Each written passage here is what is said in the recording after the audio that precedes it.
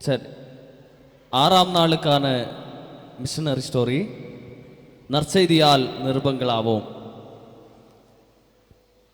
இன்னைக்கு மிஷனரி ஸ்டோரியோட தலைப்பு சிஎஸ்ஐ காது கேளாதோர் உயர்நிலை பள்ளி மற்றும் இல்லம். சிஎஸ்ஐ காது கேளாதோர் உயர்நிலை பள்ளி மற்றும் இல்லம் கொட்டாரம். இந்த கொட்டாரத்திலே இருக்கிறதான இந்த காது கேளாதோர் உயர்நிலை பள்ளி மற்றும் இல்லத்தை குறித்து தான் இந்த நாளுடைய மிஷனரி ஸ்டோரியை நாம் பார்க்க உள்ளோம்.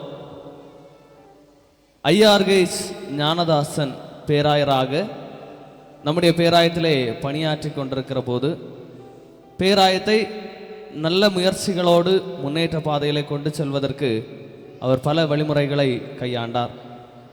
அவற்றுள்ளே பள்ளிக்கு சென்று படிக்கின்ற மாணவர்கள் மத்தியிலே பள்ளிக்கு சென்று படிக்க இயலாத காது கேளாத பிள்ளைகள், வாய் பேசாத பிள்ளைகள், அவர்களையும் நல்முறையிலே பயிற்றுவிக்க வேண்டும், அவர்களும் நல்ல கல்வியை பெற்றுக்கொள்ள வேண்டும் என்று சொல்லுகிற அந்த ஒரு நல்ல நோக்கத்தோடு அவர் பல முயற்சிகளை எடுத்தார். அதற்காக பிள்ளைகளுக்கு நல்ல ஒரு பள்ளிக்கூடத்தை ஆரம்பிக்க வேண்டும் என்று சொல்லுகிற நல்ல திட்டத்தை அவர் மனதிலே கொண்டு பேராயத்தை அதன் வழியிலே இயக்கி கொண்டிருந்தார்.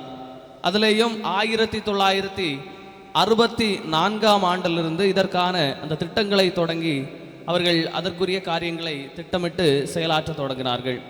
அதன் வழி சிறப்பு சேவையே திருச்சபையின் கடமை. என்ன சொன்னாரு? சிறப்பு சேவையே திருச்சபையின் கடமை, பிறர் ஆற்றா நற்செயல்களை நாம் ஆற்றுவதே தகுதி. பிறர் ஆற்றா நற்செயல்களை நாம் ஆற்றுவதே தகுதி என்று சொல்லுகிற நல்ல எண்ணத்தோடு நல்ல கருத்தோடு அவர் செயல்படுகிறார். அப்படி அந்த நாட்களிலே பார்க்கிற போது ஊனமுற்ற பிள்ளைகளை பிறர் ஏளனம் செய்கிறார்கள். ஒன்றுக்கும் இயலாதவர்கள், எதற்கும் தகுதியற்றவர்கள் என்று சொல்லி அவர்கள் ஒதுக்கப்பட்டார்கள். ஆனால் அப்படிப்பட்ட அந்த பிள்ளைகளை ஐஆர்கேஸ் ஞானதாசன் பேராயர் அவர்கள் என்ன சொல்லுகிறார் என்று சொன்னால், அவர்களும் தாளந்து உள்ளவர்கள் தான், அவர்கள் பயனில்லாத குடிமக்கள் அல்ல, பயனுள்ள குடிமக்கள் என்று சொல்லுகிற நல்ல ஒரு நோக்கத்தை எல்லோருடைய மனதிலையும் கொண்டு வருகிறார். ஆகவே தான் அந்த பள்ளிக்கூடத்தை நாட்ட வேண்டும், அதை வளரச் செய்ய வேண்டும், அதன் வழியாக பிள்ளைகள், ஊனமுற்ற பிள்ளைகள் படிக்க வேண்டும் என்று சொல்லுகிற ஒரு நல்ல எண்ணத்தை முன்வைத்து அவர் செயல்படுகிறார். அப்படி அவருடைய அந்த செயலுக்கு வடிவம் கொடுக்கின்ற நாட்கள் வருகிறது. வெளிநாடுகளிலிருந்து நிதி திரட்ட ஆரம்பிக்கின்றார். அப்பொழுதுதான் பாளையம் கோட்டையிலே வெளிநாட்டை சார்ந்த ஒரு போதகர் அருள் திரு சார்லஸ் சிட்டண்டன் என்பவர் பணியாற்றி கொண்டிருக்கிறார். அவர் அந்த பாளையங்கோட்டை என்று சொல்லுகிற பகுதியிலே பணியாற்றி கொண்டிருக்கிற அவர் அந்த இடத்துல ஒரு பிளாரன்ஸ் வான்சன் என்று சொல்லுகிற காது கேளாதவர்களுடைய பள்ளிக்கூடத்திலே அவர் பணியாற்றி கொண்டிருக்கிறார். தலைமை முதல்வராக அவர் பணியாற்றி கொண்டிருக்கிறார்.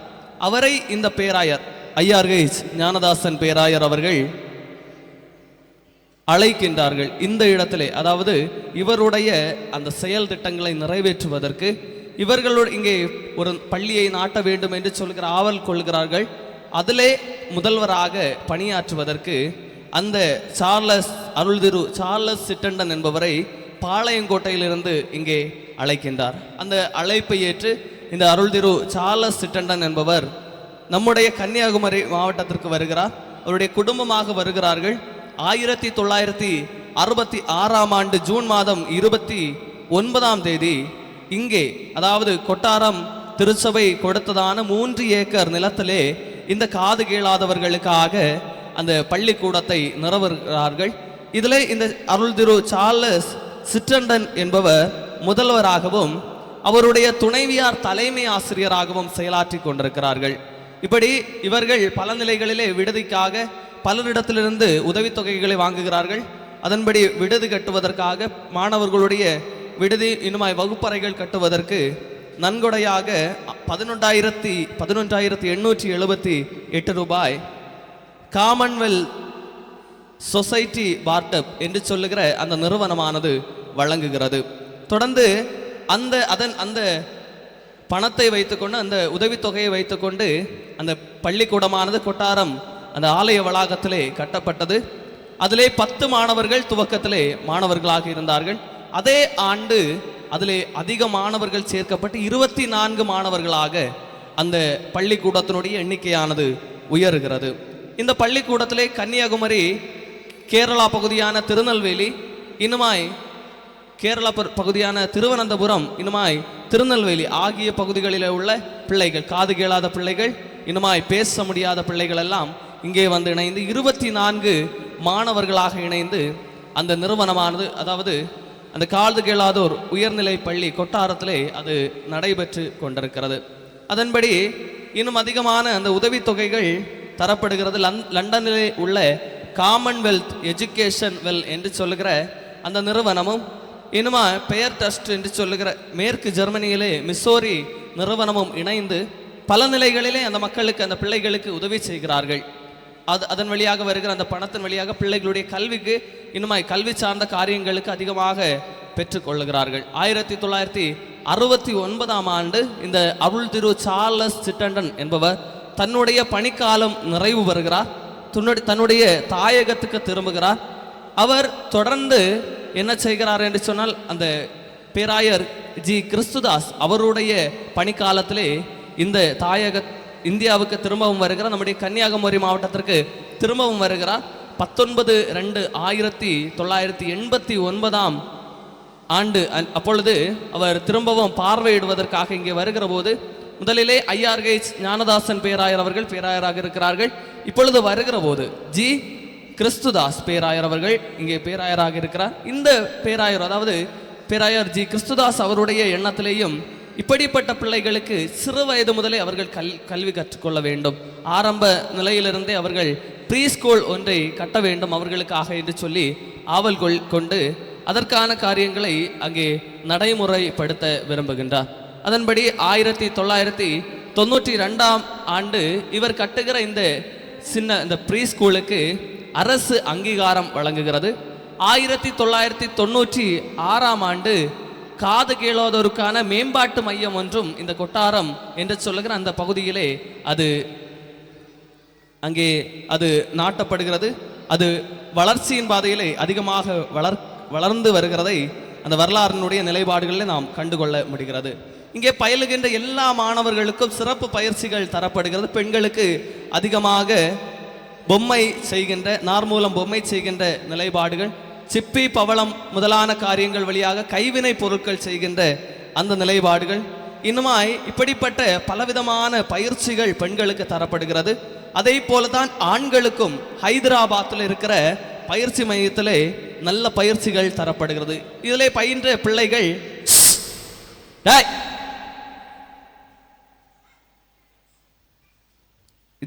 பிள்ளைகள் அதிகமாக இந்த விளையாட்டுத் துறைகளிலே அவர்கள் சிறந்து விளங்குகிறார்கள். 1985ஆம் ஆண்டு லாஸ் ஏஞ்சலஸ் என்று சொல்லுகிற பகுதியிலே வைத்து நடைபெறுகிற அந்த ஒலிம்பிக் போட்டியிலே சூசை மிக்கேல் என்று சொல்லுகிற அந்த ஒரு மாணவர், அவர் வெண்கல பதக்கம் பெற்றுக்கொள்ளுகிறார். தொடர்ந்து அவர் ஈட்டி எறிதல் போட்டியிலே இந்த வெண்கல பதக்கத்தை பெற்றது இந்த பள்ளிக்கு மிகப்பெரிய ஒரு பெருமையாக அமைகிறது. அதைத் தொடர்ந்து VK அனிதா குமாரி என்று சொல்லுகிற ஒரு காது கேளாத பெண்மணி ஜாம்ஷபூர்லே நடைபெறுகிற தேசிய அளவிலான விளையாட்டு போட்டியிலே 5 தங்க பதக்கத்தை பெற்றிருக்கிறார்கள். அன்புக்குரியவர்களே, நம்முடைய மாநிலத்தில், நம்முடைய மாவட்டத்திலேயும் இப்படிப்பட்டதான இந்த முன்னேற்ற வளர்ச்சிகள் தருவதற்கு, அதாவது பேச முடியாத பிள்ளைகள், காது கேளாத பிள்ளைகள் நல்ல பயிற்சிகளை பெற்றுக்கொள்வதற்கு நம்முடைய பேராயத்தின் கீழாக இயங்கிய இந்த பள்ளிக்கூடங்கள் காரணமாய் அமைந்திருக்கிறது. சாதி சமய பேதமின்றி பல பிள்ளைகள் இங்கே இணைந்து படித்திருக்கிறார்கள். உணவு உறைவிடமெல்லாம் இலவசமாக தரப்படுகிறது. இப்பொழுதும் அந்த கொட்டாரம் பகுதியிலே மார்க்கு 7ஆம் அதிகாரம் 37ஆம் வசனம் மற்றும் மத்தேயு 25ஆம் அதிகாரம் 40ஆம் வசனத்தை மையமாக கொண்டு அந்த பள்ளிக்கூடமானது இப்பொழுதும் செயல்பட்டு வருகிறது. எல்லோரும் சமமானவர்கள் என்று சொல்லுகிற நல்ல அந்தஸ்தை பெற்று தருகிற அந்த ஒரு நற்செய்தியை பரப்புகிற இடமாக இந்த பள்ளிக்கூடம் இன்றும் நம்முடைய மாவட்டத்தில் இருந்து கொண்டிருக்கிற, நம்முடைய பேராயத்தின் கீழ் அது செயல்பட்டு கொண்டிருக்கிறது என்பது நம்ம எல்லோருக்கும் பெருமைக்குரிய காரியம். ஆகவே நற்செய்தியை பரப்பி கொண்டிருக்கிற இத்தகைய காரியங்களின் வழியாக நாமும் நல்வாழ்வை பெற்றுக்கொள்ளுகிறோம், பிற மக்களும் நல்வாழ்வை பெற்றுக்கொள்ளுகிறார்கள். நம்முடைய நற்செய்திகள் பிற மக்களுக்கு வாழ்வு தருவதாக அமைய வேண்டும். அதற்கு இது ஒரு சிறந்த நல்ல வரலாறாக இருக்கிறது. இதை நம் மனதளவிலே பதித்துக் கொள்ள அன்போடு கேட்டுக்கொள்கிறேன்.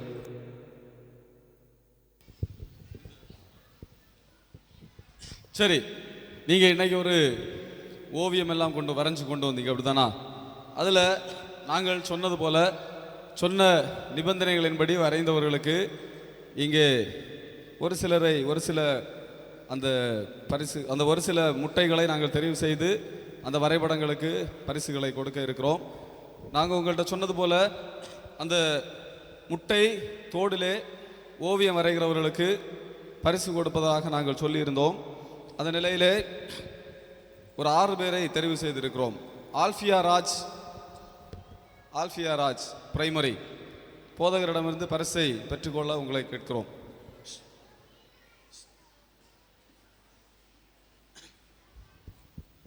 F Leah beginner B,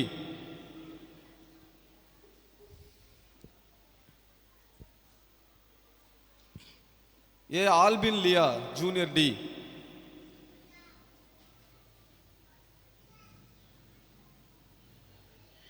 crystal Subitha teacher,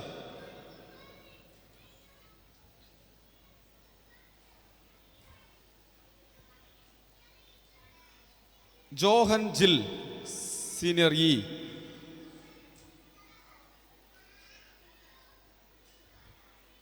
S Jayden Blessy.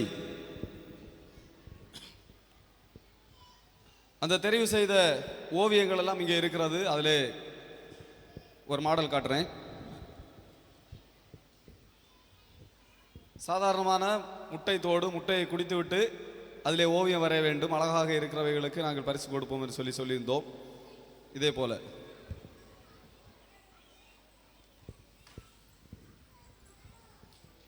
சரியா? இப்படிப்பட்ட முட்டைகளை நாங்கள் தெரிவு செய்திருக்கிறோம். நீங்கள் அந்த முட்டைக்கு மேலே நிறைய டெக்கரேஷன் எல்லாம் பண்ணி வச்சிருக்கிறீங்க. அது வீணாய் போகாது. ஞாயிற்றுக்கிழமை எக்ஸிபிஷன் நடக்கும்போது அங்கே வைக்கப்படும். உங்களுடைய பெயரோடு எழுதி அதில் வைக்கப்படும். அதை பார்க்கிறவர்கள் அதை பார்த்துவிட்டு ஃபோட்டோ புகைப்படம் எடுத்துக்கொண்டு செல்வார்கள். சரி, இப்போ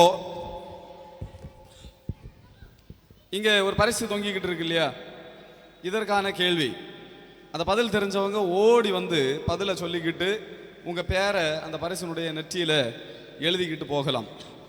இந்த பரிசு பொருட்களை வந்து தொட்டு பார்க்குறது, உள்ளே என்ன இருக்குன்னு பார்க்குறது அப்படியெல்லாம் பண்ணாதீங்க. ஒருவேளை அதில் இருக்கிற அந்த வைர முத்துக்கள் உடைய ஏதாவது செஞ்சு அப்படின்னா, தங்க நகைக்கு ஏதாவது சேதங்கள் வந்ததுன்னா அது உங்களுக்கு தான் இதாக இருக்கும். அதனால் அதை தொட்டு பார்க்காதீர்கள். ஞாயிற்றுக்கிழமை உங்களுக்கு தரப்படும். வீடுகளில் சென்று நீங்கள் அந்த பரிசுகளை எல்லாம் பாருங்கள். இப்போ கேள்வி, 3வது நாளுக்கான கேள்வி.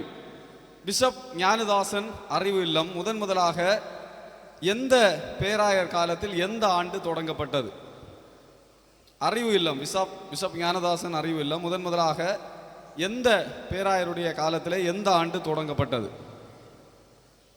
முன்பாக வந்து சொல்லலாம்.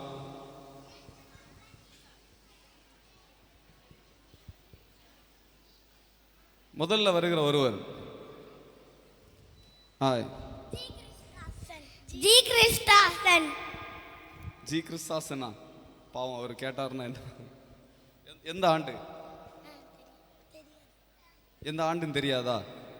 சரி, எந்த ரெண்டும் நான் கேட்ட எந்த பேராயர் காலத்தில் எந்த ஆண்டு தொடங்கப்பட்டது? வேற யாரு சொல்லலாம்? முன்ன வந்து சொல்லணும். கிறிஸ்துதாஸ் 1980. பேராயர் கிறிஸ்துதாஸ் சொல்லணும். சரியா? பேராயர் கிறிஸ்துதாஸ் 1980. இந்த தம்பி கிட்ட நான் கேட்ட கேள்விக்கு அவங்க தான் சரியா பதில் சொல்லியிருக்கிறாங்க. உங்களுக்கு வாழ்த்துக்கள். உங்க பேர் என்ன?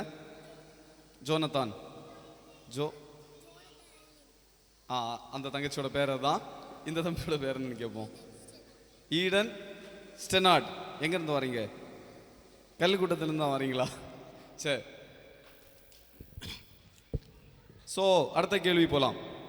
4வது நாளில் ஒரு மிஷினரி ஒரு கதை, நான் தான் சொன்ன கதை. அந்த தொழுநோயாளிகள் மத்தியிலே பணி செய்த 5 டாக்டர்களுடைய பெயர் சொன்னேன். அதில் ஒரு 3 டாக்டருடைய பெயர் சொல்லுங்க. இன்னும் மேலே வாங்க. மைக் வேண்டாமா? மைக்கில் தான் சொல்லணும், எல்லாருக்கும் கேட்கணும். இல்லை சுராய், டாக்டர் சுராய், அப்புறம் டாக்டர் கார்கோ. சத்தமா சொல்லுங்க. நான் பேசுறது கேக்குதா? நான் பேசுறது கேக்குதா? சத்தமா சொல்லுங்க டீச்சர், நோட்டு பார்க்க கூடாது. டாக்டர் மயக்க Surai, doctor Samuel, doctor Cargo. Austin சரி, doctor Austin, doctor Samuel, doctor Surai. First Somervell. Okay, Somervell, Austin. இன்னொரு பேர் சொல்லுங்க. உட்காருங்க. நீங்க சொல்றீங்களா? மேல வாங்க. Austin Carlos Somervell. உங்க பேர் என்னம்மா? கிஃப்ட்லின். கிப்ட்லின். உங்க பேர கிப்ட்லின் உள்ள பேரை கொப்ட்லின் அப்படின்னு சொன்னா உங்களுக்கு கோவம் வருமா? நீங்க அந்த மாதிரி தான் சொல்லியிருக்கீங்கன்னு நினைக்கிறேன். சரியா சொல்லல. அடுத்த ஆள் மேல வாங்க. நீங்களும் வந்துட்டே இருங்க. டாக்டர் ஃப்ரை, டாக்டர் மார்க்ராஸ், அடுத்தது சரி டாக்டர் ஆகஸ்ட். தம்பி ஒரு பேர் கரெக்டாக சொல்லியிருக்கீங்க. சரியா? அடுத்த 2 பேரும் பிறகு சொல்லணும். மேலே வாங்க டீச்சர். அந்த டீச்சர் ஒரு நிமிஷம் அவங்க சொல்லட்டும். Doctor Cornelius, doctor Somervell, doctor Asir. சரி, அவங்க ஓரளவு சொல்லியிருக்கிறாங்க. அவங்களுக்கு அவங்க எழுதட்டும். நாளைக்கு உள்ள கேள்விக்கு நீங்கள் நாளைக்கு பதில் சொல்லலாம். சரியா? உங்களுக்கு இது சபையின் சார்பாக ஒரு கவர் தரப்படும், அப்படிதானா? அந்த கவர் உங்களுக்கு தரப்படும். அந்த கவரில் நீங்கள் காணிக்கைகள் கொண்டு வரணும். அதில் 500 ரூபாய்க்கு மேலே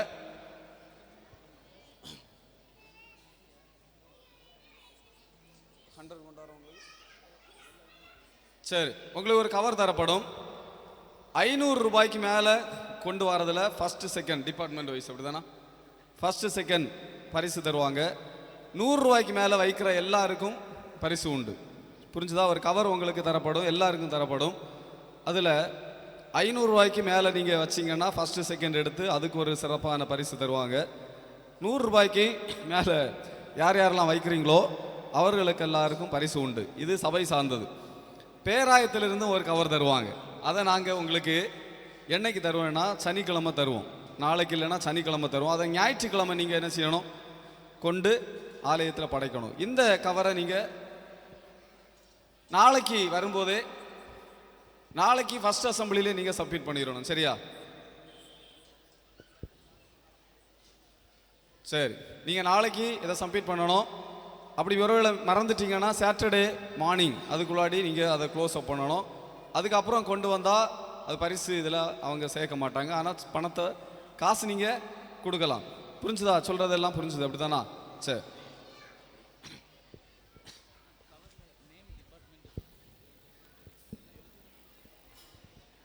சரி. அந்த கவரில் நெய்மு அவங்களோட டிபார்ட்மெண்ட் எல்லாம் சரியாக எழுதி கொடுக்க உங்களை அன்போடு கேட்டுக்கொள்கிறேன். சரி, எனக்கு ரொம்ப நாளாக என் வீட்டில் ஒரு அடிமை ஒருத்தன் இருக்கான். அவன் எப்படியாவது இன்னைக்காவது வித்துறணும். ரொம்ப நாளாக ட்ரை பண்ணிட்டு இருக்கிறேன். சரியான விலைக்காரனே வரமாட்டேங்கிறான். எவ்வளோ கஷ்டப்பட்டு வளர்த்துருக்கிறேன் தெரியுமா? ஒவ்வொரு நாளும் நான் இதுக்கு பாதாம் பால் கொடுத்து, பிஸ்கட் எல்லாம் கொடுத்து, முட்டை எல்லாம் கொடுத்து எப்படி வளர்த்தி வச்சிருக்கிறேன் பாருங்க. அடியெல்லாம் சாப்பிட்டு எப்படி கெத்தாக இருக்குது பார்த்தீங்களா? ஆம்சை பார்த்தீங்களா? இன்னைக்கு எப்படியாவது இந்த அடிமையை நல்ல விலைக்கு வித்துறணும். இந்த சந்தையில் எவ்வளவு கூட்டம் இருக்கு. யாராவது இந்த அடிமையை பார்த்து வாங்க வராங்களான்னு பார்ப்போம். சந்தைக்கு போவோம். எனக்கு வீட்டுக்கு ஒரு அடிமை தேவையா இருக்கு. பார்ப்போம். 2-3 பேர் வாராங்க. சரி, நம்ம அடிமை வேற. சார், வணக்கம் சார், நல்லா இருக்கிறீங்களா? நல்லா இருக்கு. உங்களை பார்த்தா ஏதோ அடிமையை வாங்க வந்தது மாதிரி தெரியுது. ஆமாம் சார். நீங்க பக்கத்து ஊர்ல உள்ள பெரிய பண்ணையார் தானே? ஆமாம், அந்த உடையார் விலை பகுதியில் முன்னாடி பண்ணையாரா இருந்தேன். சரி, சரி. உங்க வாட்ச் எல்லாம் பார்த்தாலே தெரியுது பெரிய பண்ணையார் அப்படின்னு சொல்லி. ஐயா, இன்னைக்கு எத்தனை அடிமையா இருக்கு உங்கள்கிட்ட? ஐயா, நிறைய அடிமை. நம்பர் நமக்கு தேவையில்லை. ஒன்னா இருந்தாலும் சூப்பரா இருக்கணும். அதான் நம்ம ஒரு அடிமையை தான் கொண்டு வருவோம். அப்படியா ஐயா? ஆமா. அவரு ஒண்ணுன்னு சொல்லுவாரு, ஆனா அது எப்படின்னு தெரியல. அப்படியே நிக்குது. இந்த முடிக்கு நீலா பிரிங்கேதி கேரம் ஆயில் போட்டாகும் வளர்த்துறது. புரிஞ்சுதா? டெய்லி பாதாம் பால் முட்டை கொடுக்குறோம், பிரியாணி கொடுக்குறோம், எல்லாம் கொடுத்து வளர்த்திக்கிட்டு இருக்கிறோம். பார்த்தீங்களா? அதுக்கு என்ன அந்த என் அடிமைக்கு என்ன தேவையோ எல்லாம் பாருங்க. ட்ரெஸ் எல்லாம் நல்ல குவாலிட்டியான 250 ரூபாய்க்கு எடுக்கிற சட்டை. ஹார்லிக்ஸ் எல்லாம் கொடுக்க மாட்டீங்களோ? ஹார்லிக்ஸ், பூஸ்ட், போன்விட்டா எல்லாம் கொடுத்துருக்குறோம். ரொம்ப ஹேண்ட்ஸமாக இருக்கிற ஒரு அடிமை. நீங்க வாங்கிட்டு போனா உங்களுக்கு என்ன வேலை செய்யணுமோ எல்லா வேலையும் அவங்க செஞ்சு தருவாங்க. துணி நினைப்பாங்களா? எல்லாம் உங்களுக்கு வச்சு பாத்திரம் தருவாங்க. கழுவாங்களா? பாத்திரம் கழுவாங்களா? உங்க வீட்டில் கல்யாணம் ஆகலையா உங்களுக்கு? இல்லை ஐயா. அப்போ கண்டிப்பாக அவங்க இது பண்ணி தருவாங்க. சரி, சரியா? இப்போ நீங்க ஏலத்துக்கு கூப்பிடலாம். எவ்வளோ எதிர்பார்க்குறீங்க? நீங்க சொல்லுங்க, நம்ம பார்ப்போம். நான் உங்களுக்கு பார்த்து பண்ணி தரேன். எவ்வளோ சொல்லலாம்? 50? 100? அவங்க 50 100ன்னு சொல்றாங்க. நான் ஒரு $5. $5? $5. $5 இந்த கையில கிடக்கிற வாட்சு கூட பத்தாது. சரி, ஒரு $7. $7? ஆமா. இது வாட்சுக்கும் சட்டைக்கும் தான் ஆச்சு. ஒரு 7 8. 7 8 15. ஓகே, $15. $15? $20 நான் வாங்குறேன். ஒரு வருஷம் வளர்த்துருக்குறோம். ஹார்லிக்ஸ், பாதாம் பால் 25. 30. இன்னும் விலை போகும். இது நான் எவ்வளவு கஷ்டப்பட்டு வளர்த்திருக்கிறேன் ஐயா, தெரியுமா? இது 30 தான் போகும். $30 சரி, அதிகம் கொஞ்சம். இந்த அடிமையை நல்லா பார்த்துடுங்க. என்ன சொன்னாலும் கீழ்ப்படிவான். சரியா? நல்லா பார்த்துடுங்க. நான் ஒரு வருஷம் எந்த கஷ்டத்தையுமே கொடுத்ததில்லை. நீங்களும் நல்லா பார்த்துக்கிடணும். சரியா? சரி. ஆனால் நான் அடிமை வியாபாரம் பண்ணுவேன். இன்னும் நான் அடிமைகளை கொண்டு வருவேன். சரியா? சரி. கொஞ்சம் அடிமைகள் எல்லாம் கிடக்கு, நான் கொண்டு வரேன். அடுத்த சந்தையில பார்ப்போம். சரி, ரூபாயெல்லாம் கரெக்டாக நீங்கள் ஜிபேல அனுப்பிடுங்க. சரி, அனுப்பிவிடும்.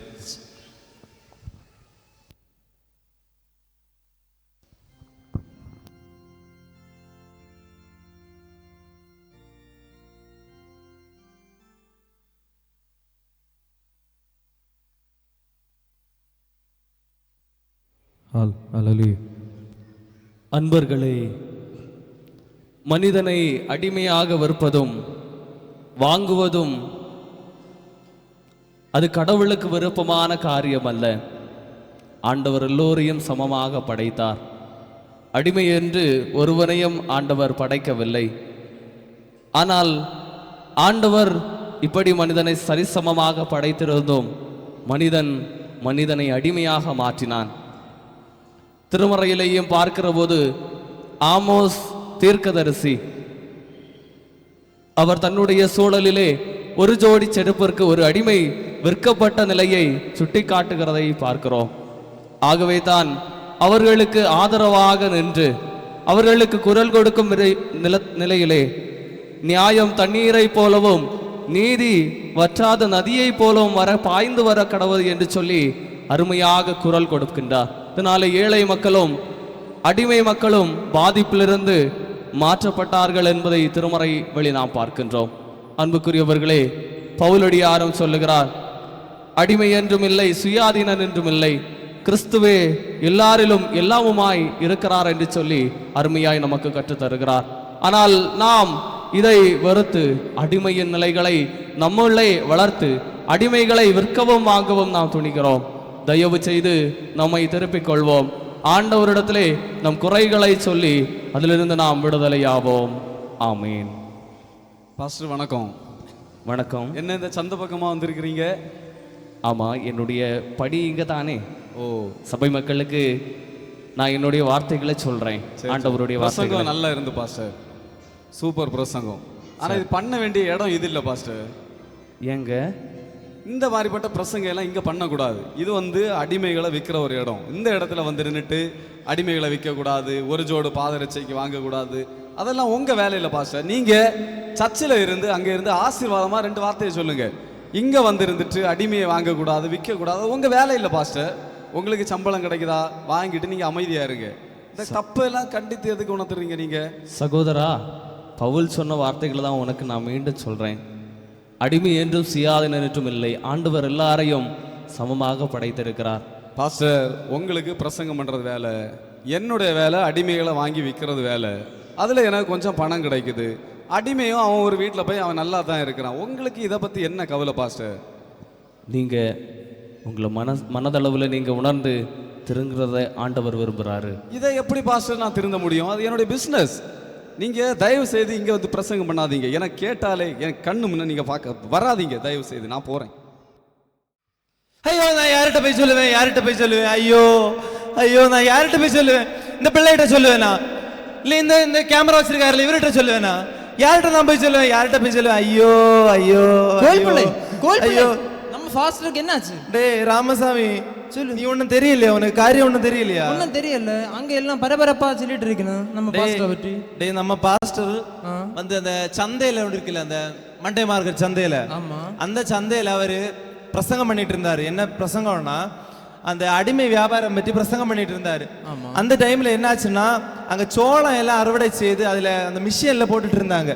அந்த மிஷின்ல பாஸ்டரோட அங்கி அதுல மாட்டி, என்ன அங்கி அதுல மாட்டி பாஸ்டர் தூக்கி அடிச்சிடுச்சு.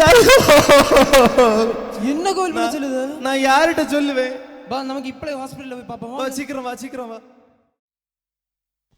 பாஸ்டர் பாஸ்டர் பாஸ்டர் பாஸ்டர் உங்களுக்கு என்ன ஆச்சு பாஸ்டர்? கோயில் பிள்ளை, பாஸ்டர் உங்களுக்கு என்ன ஆச்சு? அது இருக்கட்டும், நம்ம சபை மக்கள் எல்லாம் எப்படி இருக்கிறாங்க? சபை மக்கள் இதை பார்த்துட்டு இருக்காங்க. அவங்க எல்லாம் ஒழுங்கா தான் இருக்காங்க. இப்போ உங்களுக்கு தான் சர்ச்சில் ஆராதனை நடக்கல. நீங்க வந்தாதான் இனி ஆராதனை நடக்கும். நீங்க என்னைக்கு வருவீங்க? சரி, நான் ஒன்றை மாத்திரம் உன்கிட்ட சொல்றேன். இந்த கடைசி நிமிடத்துல ஐயா நீங்க முதல்ல ரெஸ்ட் எடுங்க ஐயா. ரெஸ்ட் எடுத்து சரியான அப்புறம் நமக்கு சர்ச்சில் வச்சு பேசலாம். இல்லை, நற்செய்தி சொல்ல நம்ம டைம் கிடைக்கும் போதெல்லாம். ஐயா அப்படி சொல்லாதீங்க. சரி நீங்க சொல்லுங்க, நீங்க முதல்ல சொல்லுங்க. நான் அன்னைக்கு சர்ச்சில் ஒரு மெசேஜ் கொடுத்தேன் இல்லையா? ஆமா அடிமை வியாபாரத்தை ஒழிக்கணும் அப்படின்னு. ஆமா ஆமா. உன் மனசுல அது ஏதாவது நல்லதா பட்டுச்சா? ஆமா ஐயா, அடிமை வியாபாரம் தப்பு தான். நான் என்ன பண்ண முடியும் ஐயா? அவங்க பெரிய பெரிய ஆட்கள் எல்லாம் பண்றாங்க, என்னால என்ன பண்ண முடியும்? இல்லை கோயில் பிள்ளை, நீ இப்போ வாலிபனா இருக்கிற. ஆமா, நீதான் இந்த நாட்டோட தூணா எழும்பணும். நம்ம நாட்டோட மாற்றத்தை நீ தான் கொண்டு வரணும். உனக்குள்ள விதைக்கப்பட்டிருக்கிற இந்த வார்த்தைகளை நீ அதை ஆழமா ஆண்டவரிடத்துல ஜெபத்தோடு உன்னுடைய அடிகளை முன்னெடுத்து வை. இதுக்காக நீ கடுமையா போராடு. அடிமை வியாபாரம் கண்டிப்பா ஒழிக்கப்படணும். ஒழிக்கப்படும் ஐயா, கண்டிப்பா ஐயா. டாக்டர் அங்க டாக்டர்கிட்ட முதல்ல கேட்கட்டும், அவருக்கு எப்படி இருக்கு? டாக்டர் டாக்டர் இங்க வாங்க. எங்க போனாரு? வாங்க, இவர் ஒன்று செக் பண்ணி பாருங்க ஐயா. என்னாச்சு?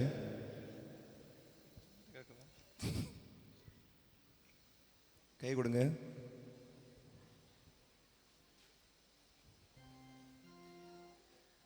கொஞ்சம் கிரிட்டிக்கலாக தான் இருக்கு. கிரிட்டிக்கலா இருக்கா? நர்ஸ், ஓ நர்ஸ் எனக்கு லீவ் இல்லையா? கோயில் பிள்ளை, சொல்லுங்க ஐயா. ரொம்ப கிரிட்டிக்கலா இருக்கா ஐயா? அது பரவாயில்ல, நான் இறந்து போனாலும் உனக்குள்ள விதைக்கப்பட்டிருக்கிற இந்த வார்த்தையை நீ தயவு செய்து விட்டுறாத. நாம் எல்லாம் ஆண்டவருக்காக கடைசி வரை எழும்பி நிற்கணும்.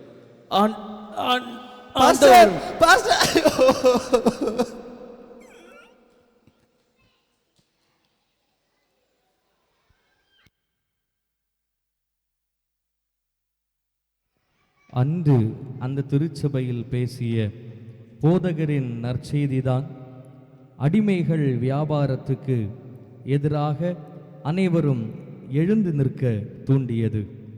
நாமும் நற்செய்திக்கு செவி சாய்ப்போம், நன்மைகள் பல செய்ய அர்ப்பணிப்போம்.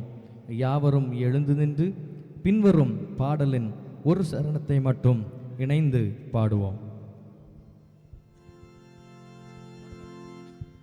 நல்மீட்பர் பட்சம் நில்லும் இரட்சண்ய வீரரே, ராஜாவின் கோடி ஏற்றி போராட்டம் செய்யுமே. சேனாதிபதி இயேசு மாற்றாரை மேற்கொள்வார், பின்வற்றி கிரீடம் சூடி செங்கோலும் ஓச்சுவார்.